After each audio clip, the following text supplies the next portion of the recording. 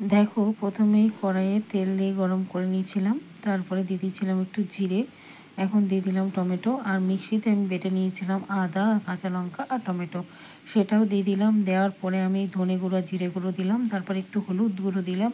দেওয়ার পরে আমি একটু কষে নিয়েছিলাম, তারপরে মিক্সির বাটিটা ধুয়ে একটু জল দিয়ে দিলাম। আবার একটু কষে নেওয়ার পর সেদ্ধ করা কাবলি চানা দেওয়ার পরে আমি অনেকক্ষণ ধরে মশলা এদিক ওদিক করে আমি কষে নিয়েছিলাম।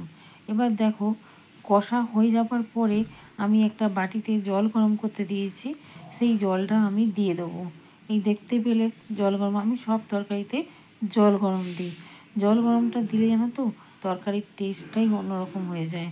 তো দেখো আমি আবার ভালো করে নাড়াচাড়া করে নিয়ে আমি সবার শেষে দিয়ে দিলাম নুন দিয়ে দেওয়ার পরে আমি ঢাকনা দিয়ে দিয়েছিলাম। দেখো আমার তরকারিটা খুব ভালোভাবে ফুটে গেছে। দেখো নামাবার পরে আমি ধনেপাতা দিয়ে দিয়েছিলাম। আমার ভিডিওটা কেমন লাগলো অবশ্যই জানিও।